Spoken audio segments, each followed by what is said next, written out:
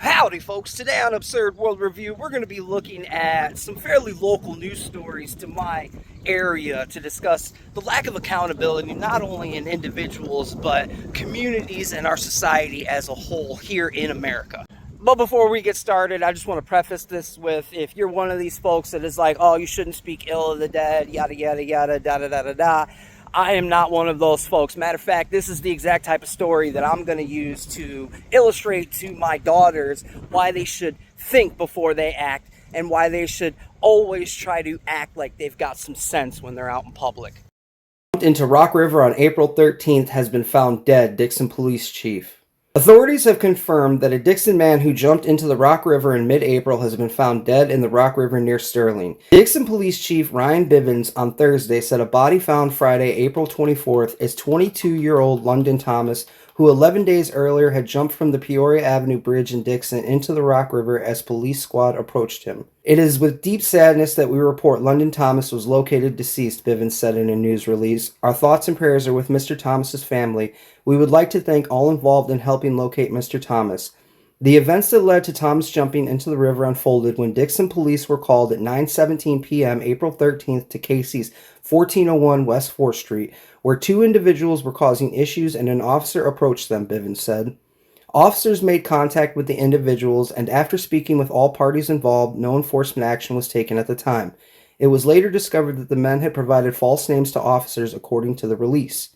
Officers were called back to Casey's at 11:23 p.m. for a report of the same two men yelling at a female. According to the release, before the officers' arrival, both subjects fled the scene on foot. About 20 minutes later, a Dixon police officer located the men on foot on the Peoria Avenue Bridge. The officer made a U-turn and began to drive in the direction of the men. One man fled north while the officer was still in his squad. The second man, later identified as Thomas, jumped off the bridge and into the river from the east side of the bridge, according to the release. Dixon first responders were called to the Rock River near Page Park about midnight, April 14th, and continued search and rescue efforts until noon. Dixon City and Dixon Rural Fire Departments led the water search operations, with assistance from Sterling, Rock Falls, Oregon, Byron, the Illinois Department of Natural Resources, and a volunteer search and rescue team based near Tampico. The operation involved a meticulous search of the river from Thomas's last known location and extended downstream, according to Dixon Police Department news release. In total, 7 search and rescue boats, aerial and underwater drones, sonar equipment, and more than 70 personnel were utilized. Despite almost 12 hours of searching, the effort was ultimately unsuccessful.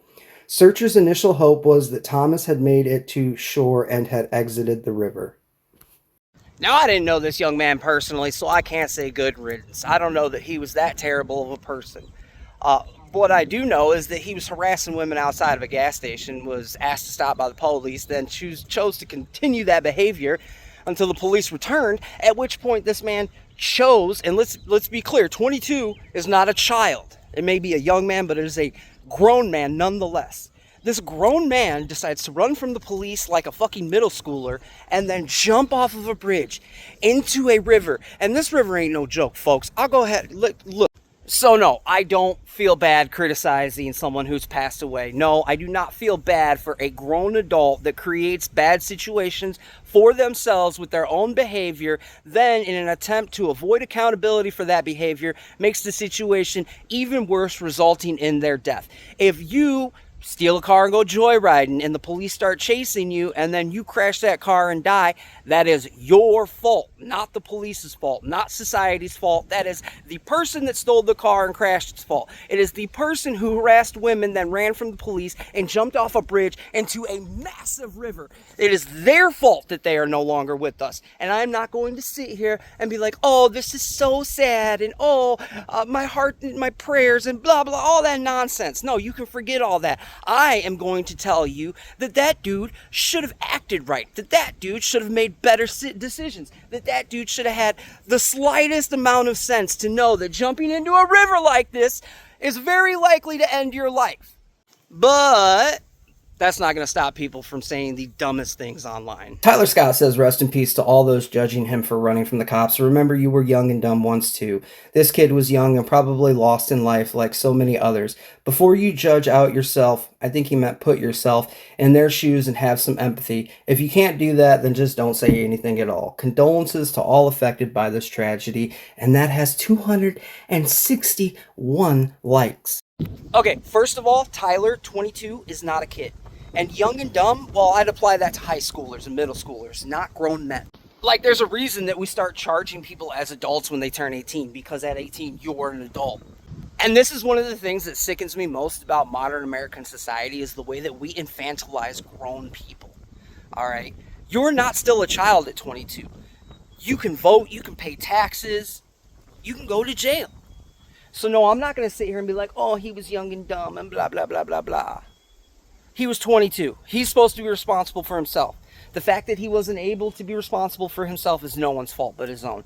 You know, maybe he had a bad home life growing up. Maybe his parents were total shit. I don't know. But at a certain point, you've got to take accountability for yourself, your life, your actions, your choices. So no, I'm not going to sit here and give him the benefit of, oh, he was young and dumb. He was a grown man. Maribel Alvarez says, I bet he was going through his peak mental health crisis, at risk for his age and gender. Believe it or not, rest in peace. Now, if this were the story of a man who tragically took his own life because he was depressed or something like that, I would totally agree, and I would say, yes, we have a mental health crisis epidemic in our nation, but that isn't what happened. What happened is this dude was harassing women at a gas station, then ran from the police and decided his best bet of getting away from those police, i.e. accountability, was to jump into the massive river that I just showed you. But wait, there's more. Kelly Lindstrom says, wonder why he did it. Illicit substances, maybe? A lot of that in this area. Condolences to the family. There are people out there that will look for literally any reason not to hold somebody accountable for their bad choices, their bad behaviors, their bad actions. And this right here is one of them. Now, folks, I've mentioned before, and I'll probably mention again, but I used to party real hard. I'm talking 5 nights a week at the club, at concerts, at music festivals, and I was enjoying the party favors, if you get what I mean. And you know what I never did? Never got arrested because of substances. Never got arrested because of choices I made. Never had to go to rehab, never, was addicted to anything. I enjoyed my party responsibly, which is a thing that you can actually do. This isn't a matter of, addiction or this or that or any other thing. This is the matter of a grown man who does not know how to act like a decent human being in public. This is a grown man who never grew up. And that's no one's fault but his own. And the way that so many people in our society, specifically, particularly on the left, are willing to do anything and everything to perform all the mental gymnastics possible to excuse people of their bad behavior is one of the main problems that we have in this country today. And finally, what I personally feel is the dumbest thing said in this comment section. Grant says, so sad, he probably thought he could float down, but the current got a hold of him. Maybe the police car shouldn't have turned around in front of them. So now it's the police's fault for responding to a call of a man harassing women in public. Are you serious right now? Like, what do you want, ma'am? Do you just want complete lawlessness? Like, don't get me wrong. I am, beyond libertarian. I am classically and historically an anarcho-capitalist. Now, if you don't know what that means, don't let the whole anarcho thing freak you out. No, I am not some nutty leftist communist, blah, blah, blah. Those people, in fact, are not anarchists. They're collectivists and communists that don't understand the actual etymological meaning of the word anarchy. But that's a conversation for another time.